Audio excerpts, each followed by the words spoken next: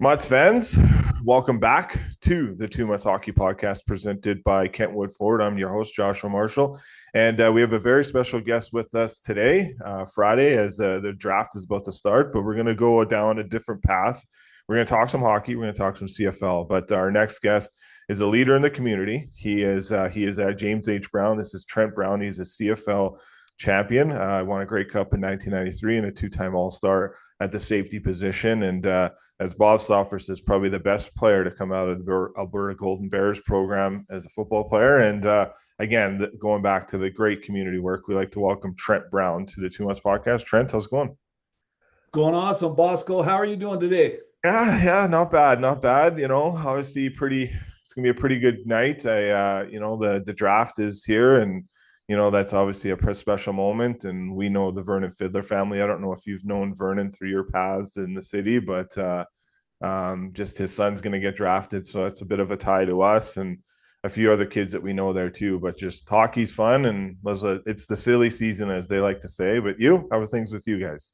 Really good. We're really busy at work. The family's keeping me busy. My three girls. I'm always running. I feel like I'm a part-time Uber driver, but a little bit sad, obviously, after the Oilers losing and Kane are now gone. But hopefully the Elks can get things turned around. It's like you shift from one sport to the next. So sad to let one go, but excited to start watching some football. Yeah, for sure. And we're going to get into a lot of that here and the pressures of being a professional athlete, but also the pressure of being in the business sector too. But I wanted to get your thoughts, obviously, Evander Kane first and foremost. That's someone that you guys got to know and you got to know very well. Stoff said it pretty well that you guys are probably hurting today because and hurting the last couple of days because of the relationship you had. But can you talk about that first interaction you had with Evander and how that was able to blossom into what it has been and the way you guys were able to kind of touch a lot of lives in the community as well too.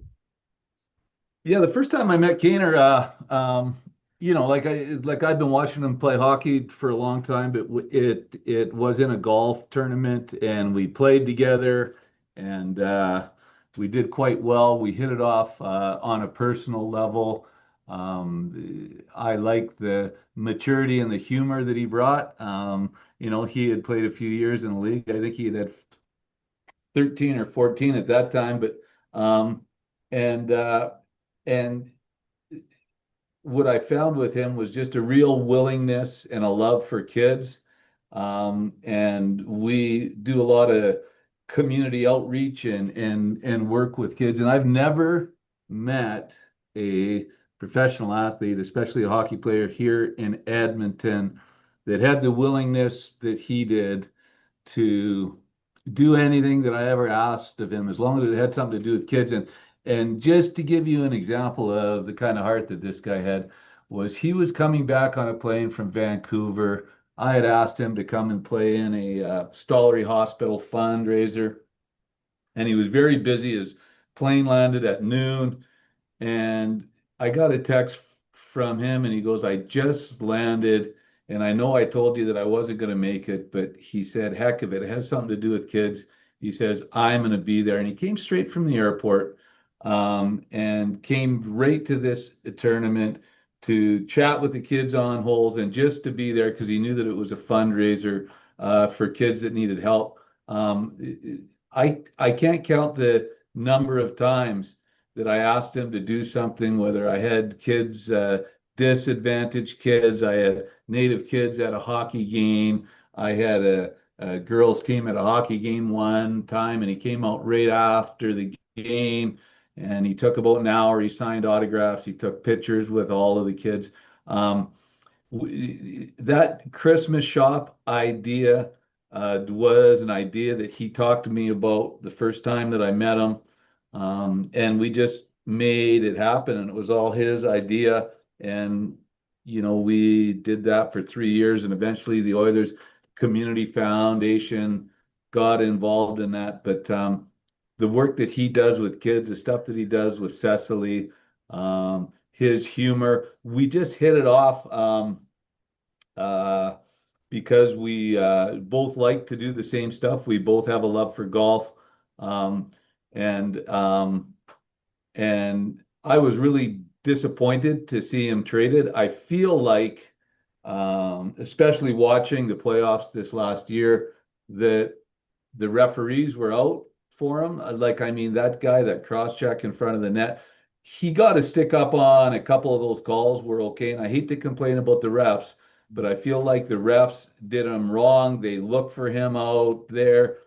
He is a physical guy. I also feel like the coach shouldn't have benched him, shouldn't have put him on, because I think that he brings something to this team that they desperately needed. He plays with an edge. He has a swagger about him. He has a belief in himself that at big moments that he's going to make big plays. And that first run that they had in the playoffs, the guy wasn't even on the power play, and he led all scorers. They never even made it to the finals. The first year that he was here, led all scorers in the playoffs in goals, and wasn't on the number one PP. And I don't think that's ever been done in the history of the league, that a guy has led the NHL playoffs in scoring goals and wasn't on the number one PP, and probably didn't get as much ice as a lot of other guys too. But he is gone. That's hockey. That is a business. I've had a chance to chat with him and exchange some text, and he isn't leaving Edmonton. He is going to be here for the summer, and I think that he'll make this his home. Vancouver is a good place for him to play. Obviously, he has his family there. Both his mom and his dad will be happy, because they'll be able to watch their son a lot more than they get a chance to when he's here. But I'm going to miss him. I'm going to miss the work that he does in the community. Um, and that those are my thoughts about him.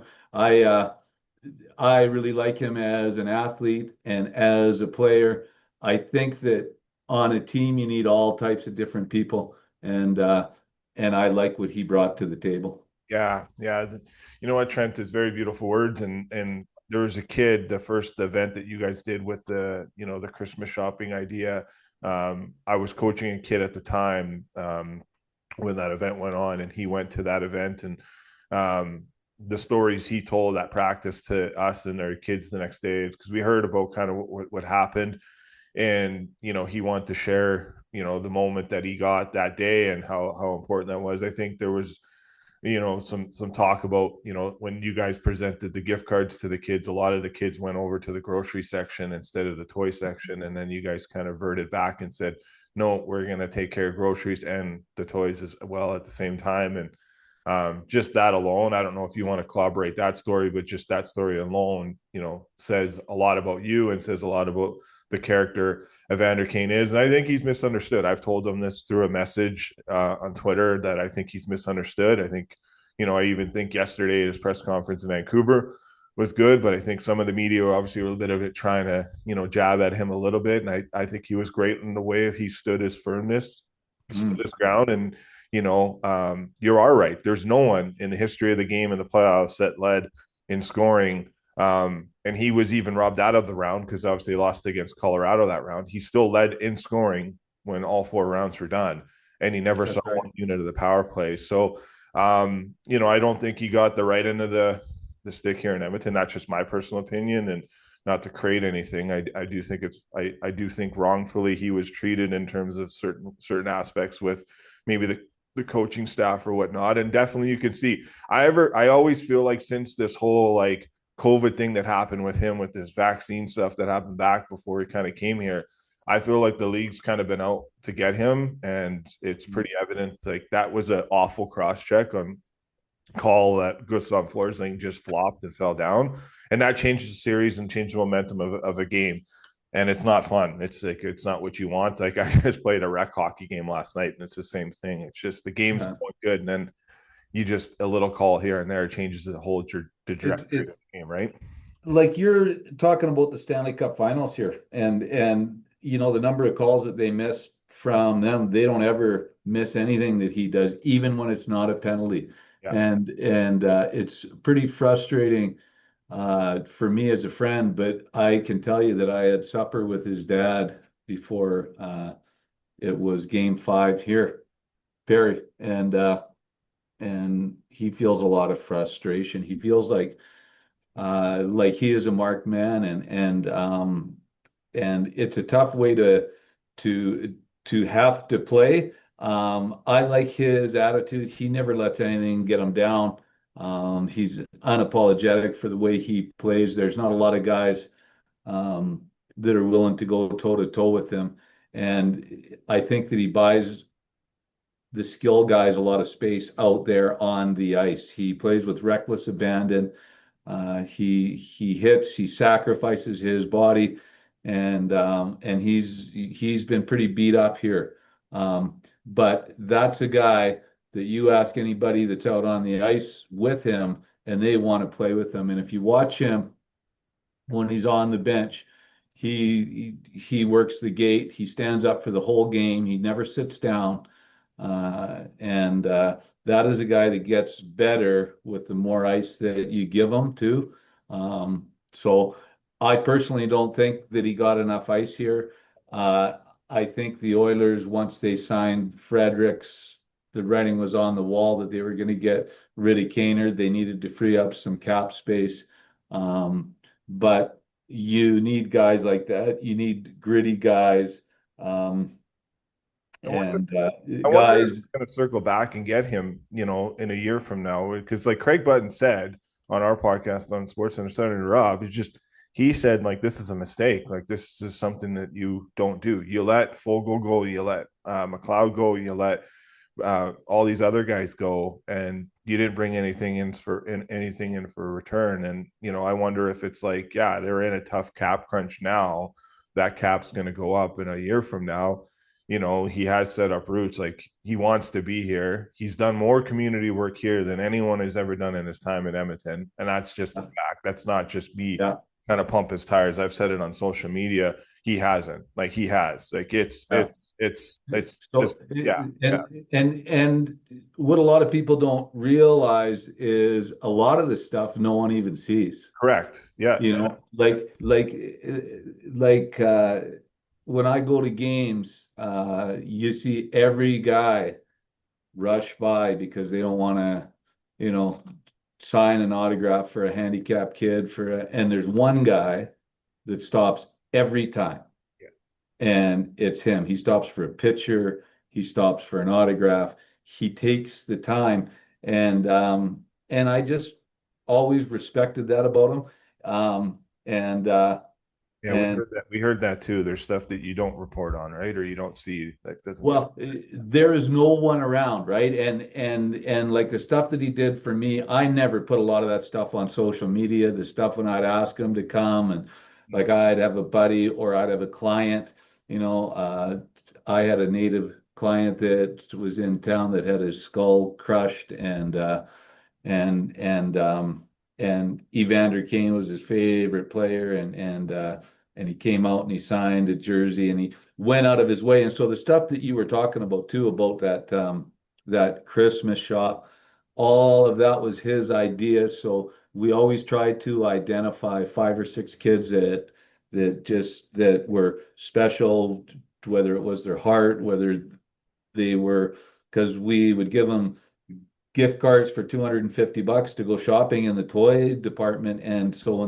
some kids go and they get groceries for their family, or they go and they get gifts for their siblings.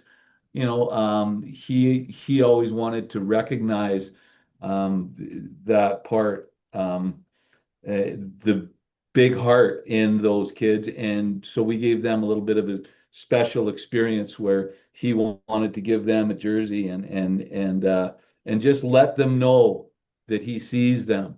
And like, he has been through stuff in his life, and I think that informs what he does, and so he recognizes kids that are going through challenges and that have been through challenges, and I think that he identifies with them, and uh, and I think that's sort of why we hit it off too. I have never really had a linear path in my life. Life can be a roller coaster, and as you go through life, you go through battles, and I think that he identifies with people that are going through battles, that have gone through battles, and and he wanted to make those kids feel seen, Yeah. because of the people that they were, notwithstanding the stuff that they had gone through in life. And and so if you go on the internet, you can see a lot of bad stuff written about Evander Kane, but I can tell you something, that guy's got a heart the size of a mountain, and the stuff that he does with kids that I've seen is he's changing lives, Yeah. and helping kids in a way like I had never seen. So Yeah. respect. Yeah. Are you guys going to still keep that partnership, knowing he'll stay roots here in Edmonton throughout the summer So and stuff yeah, like that? I guess if that, I know fans are going to want to know that. They're want to. yeah. So look at, if Keener ever wants to do anything out in the community, he can pick up the phone anytime and find me. What's happened is now that's got a life of its own. The Oilers Community Foundation picked up on it and they may run with it. Keener obviously won't be around here, but if the schedule happens to match up, then we're absolutely in. I don't think the Oilers can do it with him anymore, but I would certainly be happy to. We we also started one with the Elks now too, where we do the same thing with the Elks. We get a bunch of their players out and we take a bunch of sort of disadvantaged kids um, out at Christmas time to spread the love around.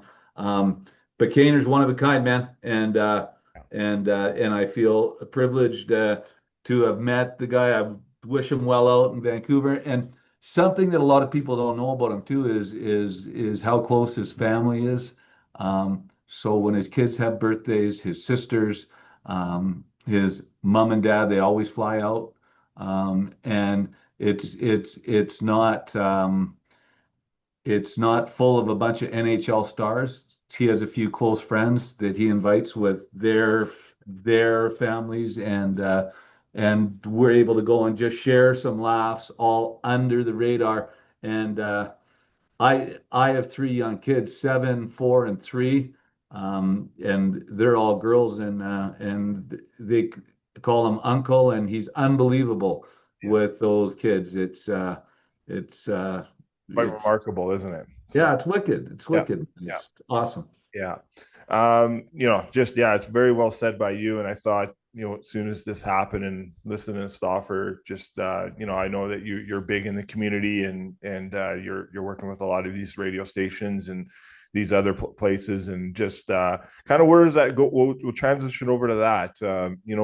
What and a lot of it is you just talked about why you probably want to do it, but more importantly, how awesome is it, and what kind of rewards do you get in a way of self awards of just filling up your heart, filling up your soul, and then just having those smiles and changing lives in a way with what you guys do at James H. Brown. We know the Ben Stelter family very well too, and Mike, and you've done amazing work with them as well too, and just why that is so important to you guys at James H. Brown. Well, we have the philosophy here that the more you give, the more you get, and it's working well. Like there's no feeling like giving back to especially here to this community that's given us so much and my family so much. Um, when you're lucky and you're fortunate, we just think that you have a responsibility, because as it, and I think something that helps is when you've gone through stuff in life, when you've had people that have given you a hand up, right? And certainly I've been very lucky and I've been surrounded by good people and I've had a hand up lots of times in my life. And so I'm always willing to reach a hand out and give a hand up to those people that need it. I really believe that's what makes this the city of champions, is the spirit that we have here, the love we have, the help we have in the community. You look at the kind of money that can be raised at any golf tournament, community event, and I have a lot of friends that are business owners also that do the same thing. And when like-minded people get together and you're all doing it for the right reasons, you can move mountains, and that's what it's all about. Looking at the look in in a child's eye when you're able to give them an experience or or help somebody. There's nothing like it in the world. And a guy said to me one time that money can only make you happy if you give it away. And I never forgot that because there's no better feeling than than sort of giving to people that are less fortunate than you. So Make a difference, not just a living, right? So there's that. changing lives, bro. That is what it's about, right? We are all here living the human experience. We're Yeah, all the same, man, yeah, right? We're yeah, just all the same. And some of us are luckier, some of us are, but we're all the same. And nothing feels better than realizing that we're all brothers. We're all brothers and sisters living this game of life.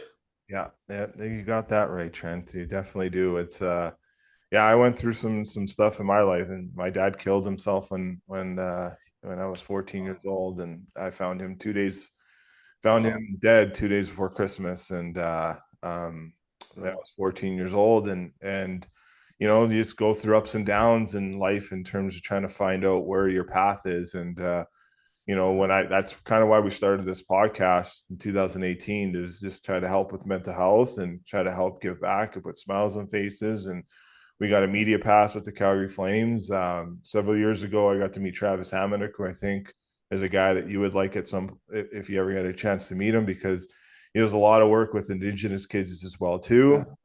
He's Indigenous as well, and just giving back. And he meets a lot of kids that have lost a parent. And I met him when I was 33, and just he helped change my life. And I just remember the kid that met Evander Kane, and that kid was going through some struggles, and we were trying to help him the best way. And whatever impact and whatever moment those two guys shared, and I think you were there for that moment too. I don't want to say the kid's name, obviously, but that changed that kid's life, and that kid became a better hockey player and listened a lot more in life. And every time I see him, he's killing it now. He plays in the GPHL, the league that Sean Bell runs. Like, he's doing a lot of great work himself and trying to find ways to get back at a young age, because he learned it from someone at an older age.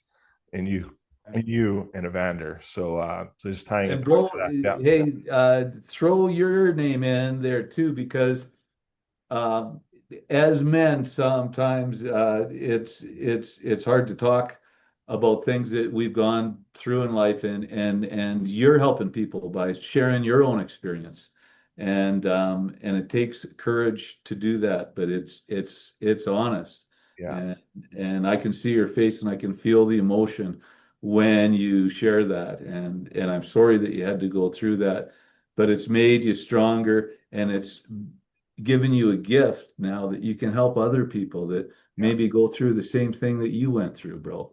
And Yeah. that's what you're doing. And so when you point the finger at Evander and me and say the stuff that we're doing, point at yourself too, because you were doing the same thing. Thanks, Browner. I appreciate Yeah. that. So Yeah. we'll move over just another couple more topics to hit on here before we get you out. You obviously played it in the CFL at the high level. You won a Grey Cup, two-time All-Star at the position that you held down for such a great time in the CFL, and obviously at the Alberta Golden Bears. But can you talk about the pressures as a professional athlete, about winning, expectations, making, pleasing organizations, fans, and also doing the same in the position you're in today, where you're leading the best injury lawyer firm in the city and in the province of Alberta too, and how you manage that and deal with that on a daily basis?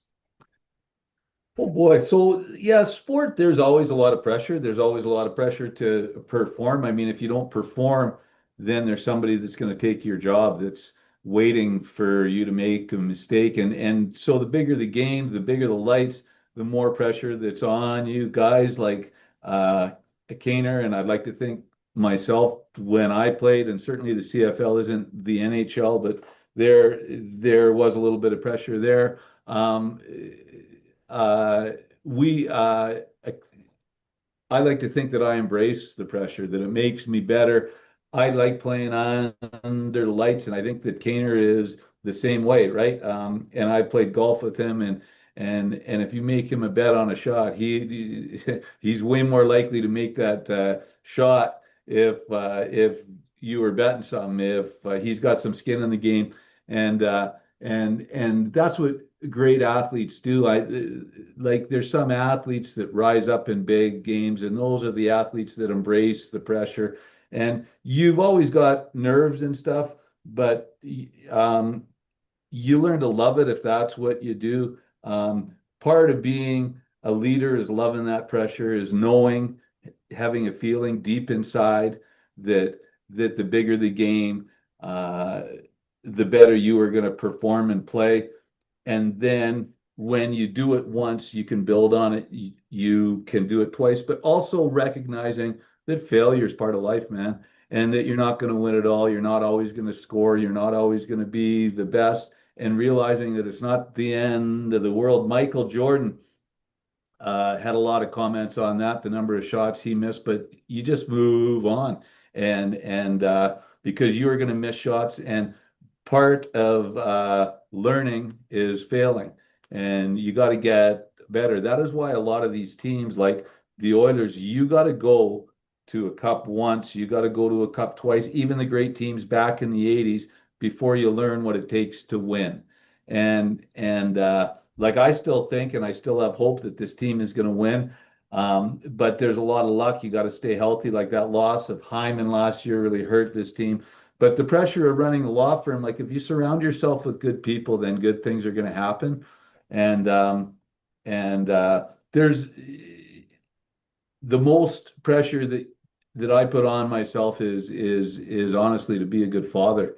So I have three young girls of my own, and you know, you can plan and you can prepare your whole life, but nothing ever goes how you plan it, you know. Yeah. Yeah. Right? Well, there's Like, that saying, "You plan, God laughs," and yeah, right. yeah, But so you've always got to be nimble, man. Like you always got to be ready to adapt. You always got to be ready to change and shift. Like in law and in football, like one of the biggest things is reading, is reading what the other team, what your environment is doing, and being able to adjust and adapt to that. And when I look back at the Oilers run, I think that's one thing where they fell short. I don't think that they adapted to the forecheck of Florida. Like in sports, you have to be able to be nimble and change and adapt to what's happening on a real time basis.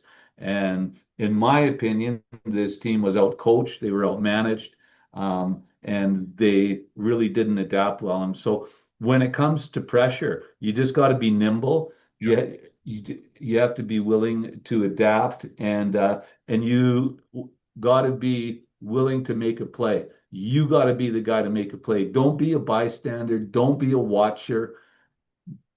Make it yourself. And I felt like every guy on that Oiler team didn't feel like they had to make the difference. There wasn't a sense of desperation or urgency there. And if I was a coach, I would have been calling guys out right to their face. yeah. And I don't think that our coach had that personality, and I think it hurt him when push came to shove.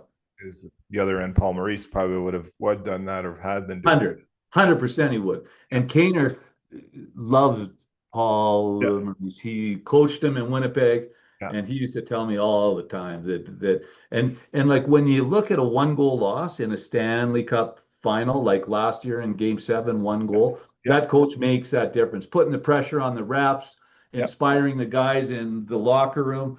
And I think we need that more from our bench, putting the pressure on the refs to get called instead of benching your guy that was playing too aggressive, you Mhm. know, or maybe took a penalty. You put the heat on the ref, you know, you're ruining the game.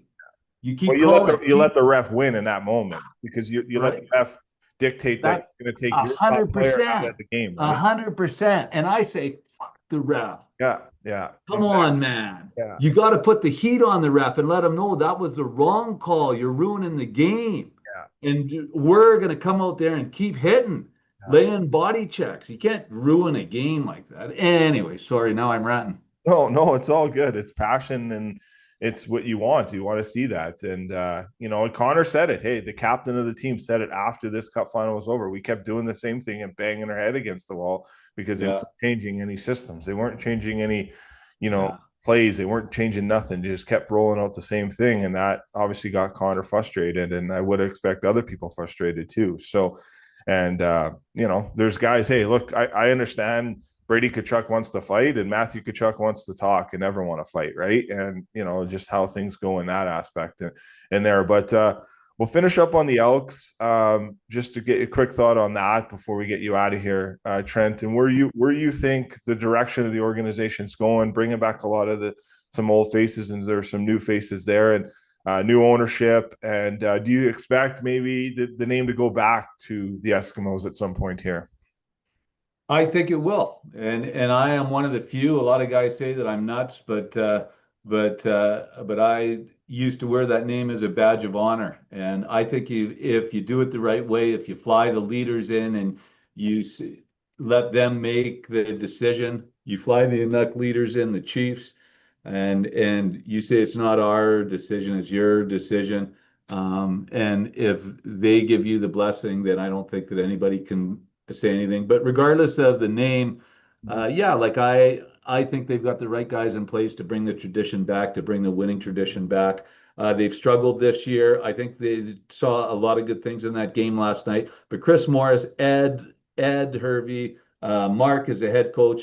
These are all guys that know what it takes to win, that know how to build a football team. It's not going to happen overnight. There might be a few pieces that they still need to change, but this team has already made strides, big strides in the right direction. And they've got an owner that's willing to put some money in to it. They brought Dwayne back. They righted some wrongs. And I can't wait to see this team win because winning will fix a lot. You can see that it looks like the CFL is alive and well in Winnipeg.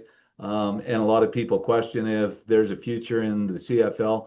And that is a big question, but fuck, it's, pardon my language, it seems to be Okay. doing well in Winnipeg. Um, and I think that it can do well here in Edmonton. I've been a big supporter of the team.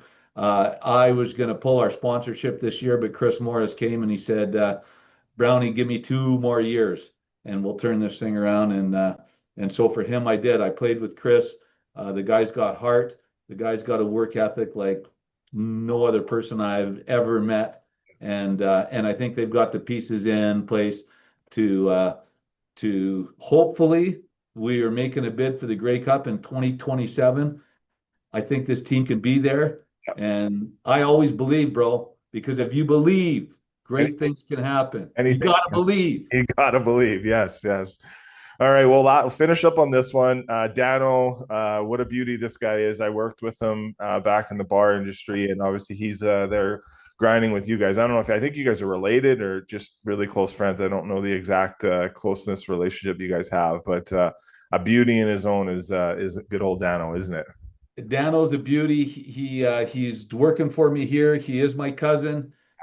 He just completed law school. He gets his call to the bar coming up, and he's going to be a real good lawyer. One of the most important things about being a lawyer is being good with people, and he's real good with people. Yeah. And as you know, if you know him, so love having him here at the office. Got him doing 100 million things. Dan O'Mel's from the old bar days was at the ranch that Yeah, you were yeah, the old with? ranch. Yeah, Yeah, yeah, yeah, yeah. yeah, So, yeah. No, and he is working here, and he's going to do a hell of a job for us. yeah, he 100% is. All right, Trent. Well, thanks for your time. I hope we can do this again. It would be awesome to kind of go down some memory lane roads again down the road here. But I appreciate you taking the time to talk about Evander and all the great other things that you guys have been able to do in the community. So the best of luck to you guys going forward. Thank you so much. It was absolutely my pleasure, Thank and I wish you all the best, brother. And I'll do it again anytime you need me. you. Okay, Call me anytime. perfect. Cheers. Cheers.